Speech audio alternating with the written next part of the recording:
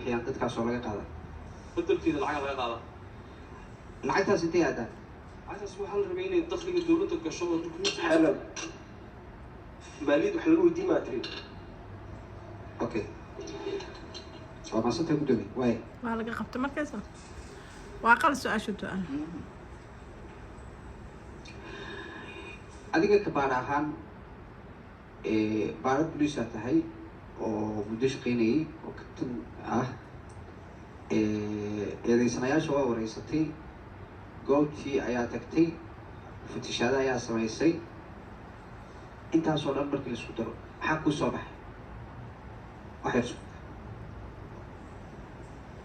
shaqo kuma laha waxaas isaga سؤال شغل ayagaa madaxa isla galeen markaysu gudoomiye maasanta waan ku celinaa su-aashaas waa su-aal aada muhiim igu ah baare kabtan booliis ayaa tahay dembigan ayaad baarana ka ahayd fatishaada ayaad samaysay eedeysanayaasha ayaad wareysatay oo interview ayaad samaysay adiga ka baar ahaan si waafaqsan qodobka 184 waxaad ka mid tahay dadka dareenkooda wax ku ogaan kara haddaba wax maxaa kuu soo baxay maxaad ogaatay oo aad baaristaada samayso ku ogaatay dareenkaada ah qalad waa bismillah haddaan soo koobo mudane xeer ilaaliyay maxkamadda sharafta leba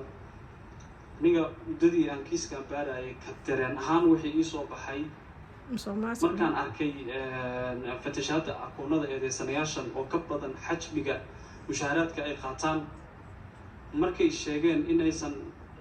meel kale oo ka shaqeeya aysan jirin oo dhaqaale ka soo galo ama ilo kale oo u furan markaan arkay dukumiintiyada laga soo qaaday xaydaabka ay ku shaqeeyaan ee dowladdu u dejisay inay uga adeegaan dadka ajaanibta ah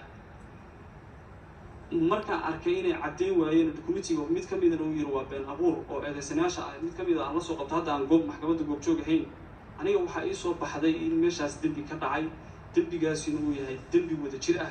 eedeysanayaashan iyo eedeysanayaal kale oo ay galeen maxkamaddu ma u sheeg sababta aad wadajirka u qaadanayso sababta wadajir inuu ahaa aad u qaadanayso maxkamadda u sheeg sababta aan u qaadanayo wadajirka waxay tahay hay-adahan meeshaas ku howlgala ee ajaanibta u adeegaya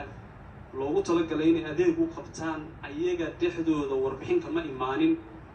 oo iyagu ma aysan dhihin maxay ahaatay hay-addan ayaa wax isdaba marinaysa ama hay-addana khalad ku jirta waxay warbixintu ka timid ayaga ka korkood sidaas laarjigeed wuxuu ahaa wax in muddo ah meeshaas ku qarsoonaa maasantahay